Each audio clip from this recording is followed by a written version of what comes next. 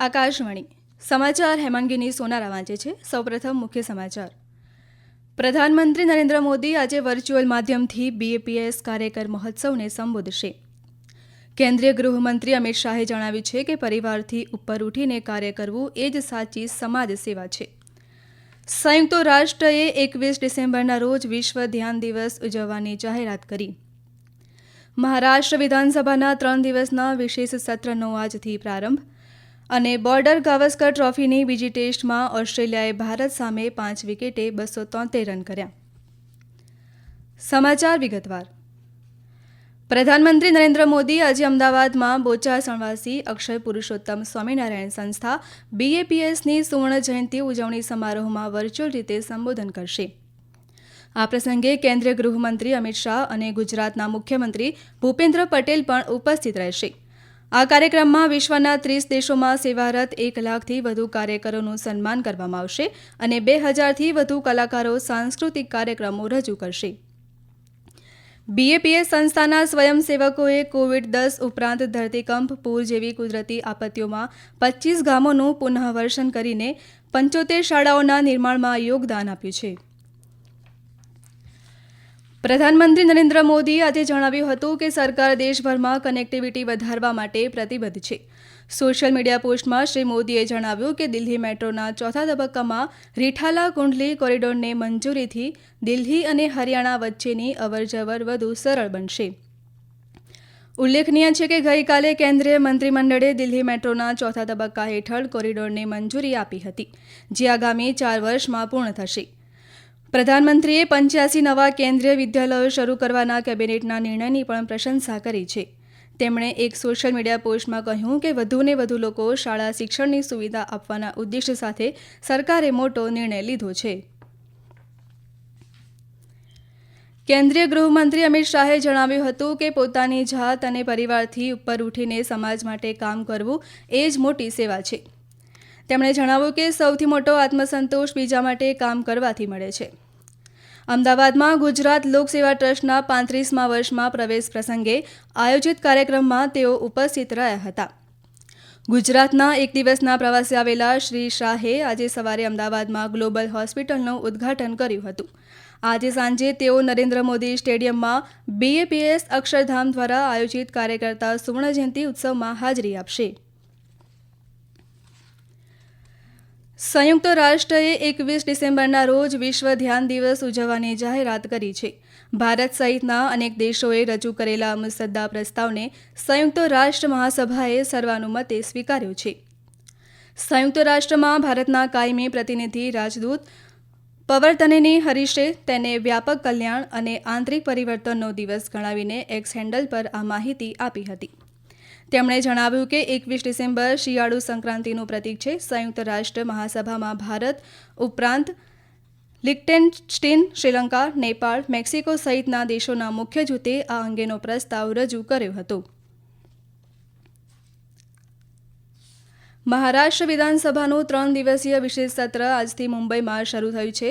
આજે અને આવતીકાલે નવા ચૂંટાયેલા ધારાસભ્યોને શપથ લેવડાવવામાં આવશે અને વિધાનસભા અધ્યક્ષની પસંદગી કરવામાં આવશે.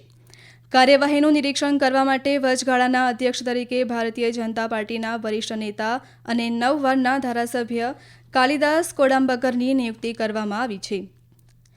સોમવારે વિધાનસભા અધ્યક્ષની ચૂંટણી યોજાશે. ત્યારબાદ દેવેન્દ્ર ફડણવીસના નેતૃત્વમાં મહાગઠબંધન સરકાર વિશ્વાસમત મેળવશે.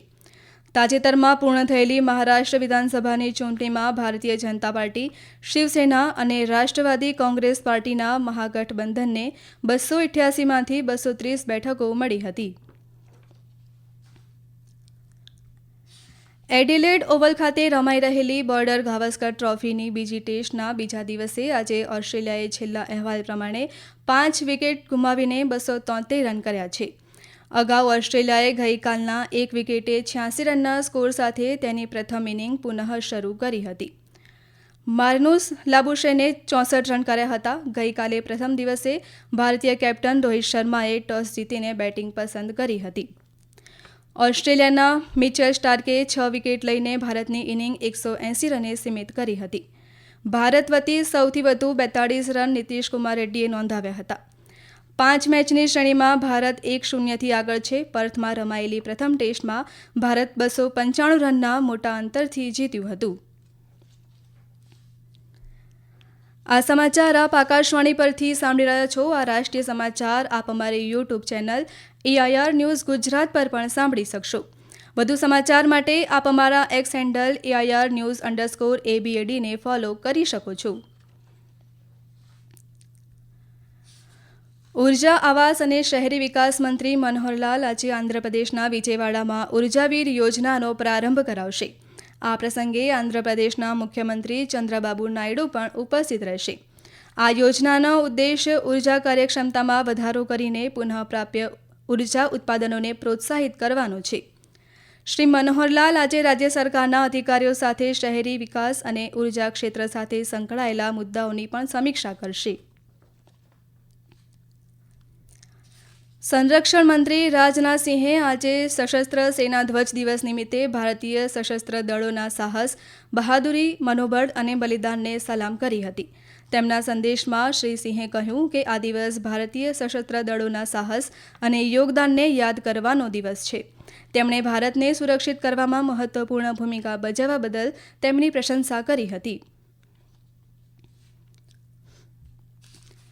સંરક્ષણ મંત્રી રાજનાથસિંહ આવતીકાલથી રશિયાની સત્તાવાર મુલાકાતે જશે. 3 દિવસની મુલાકાત દરમિયાન સંરક્ષણ મંત્રી અને તેમના રશિયન સમકક્ષ આંદ્રે બેલોસોવ મોસ્કોમાં સૈન્ય અને લશ્કરી ટેકનિકલ સહકાર પર ભારત રશિયા આંતર સરકારી આયોગની 21મી બેઠકની સહ-અધ્યક્ષતા કરશે.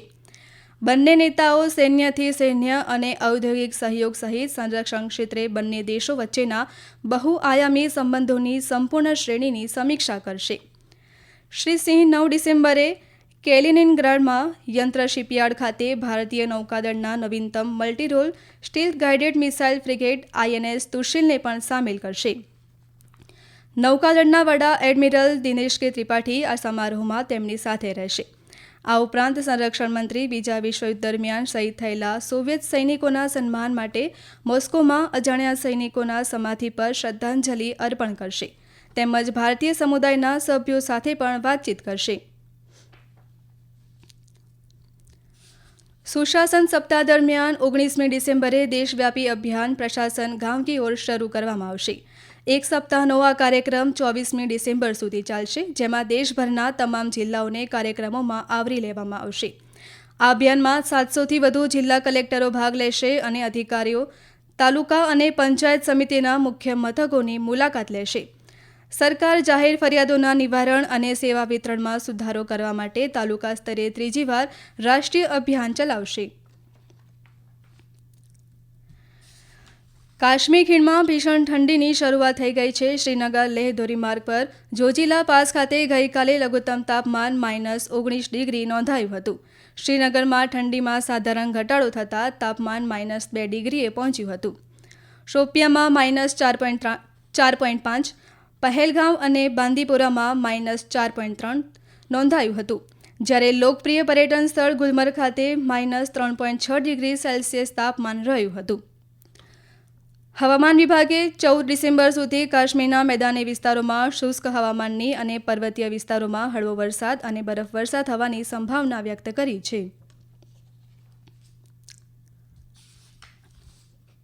દક્ષિણ કોરિયાની નેશનલ એસેમ્બલી મંગળવારે તેમની વિવાદાસ્પદ માર્શલોની ઘોષણા બાદ રાષ્ટ્રપતિ યુન સુક યેઓલ વિરુદ્ધ મહાભિયોગ પ્રસ્તાવ પર મતદાન કરવા માટે આજે સુનિશ્ચિત થયેલ છે. રાજકીય પક્ષો અને મીડિયાને નિયંત્રિત કરવાના હેતુથી લશ્કરી કાયદો લાદવાનો આ નિર્ણય 190 સાંસદો દ્વારા નકારવામાં આવ્યો. ત્યારબાદ 6 કલાક પછી પાછો ખેંચી લેવામાં આવ્યો હતો. મુખ્ય વિપક્ષ ડેમોક્રેટિક પાર્ટી અને અન્ય 5 પક્ષો દલીલ કરે છે કે ઘોષણા બંધારણનું ઉલ્લંઘન કરે છે. મહાભિયોગ પ્રસ્તાવ પસાર કરવા માટે 2/3 બહુમતી જરૂરી છે, જે બંધારણીય અદાલત દ્વારા માન્ય રાખવામાં આવે તો યુએનને પદ પરથી દૂર કરી શકે છે. 2017માં પાર્ક ગ્યુનહે પછી મહાભિયોગનો સામનો કરનાર યુન માત્ર બીજા દક્ષિણ કોરિયાના રાષ્ટ્રપતિ હશે. આ દરમિયાન યુન સુક યેઓલ લશ્કરી કાયદો લાદવાના નિષ્ફળ પ્રયાસ પછી તેની પ્રથમ જાહેર ટિપ્પણીમાં રાષ્ટ્રની માફી માંગી છે. અંતમાં મુખ્ય સમાચાર ફરી એકવાર. પ્રધાનમંત્રી નરેન્દ્ર મોદી આજે વર્ચ્યુઅલ માધ્યમથી BAPS કાર્યકર મહોત્સવને સંબોધશે. કેન્દ્રીય ગૃહમંત્રી અમિત શાહે જણાવ્યું છે કે પરિવારથી ઉપર ઉઠીને કાર્ય કરવું એ જ સાચી સમાજ સેવા છે. આકાશવાણી પરથી સમાચાર પૂરા થયા.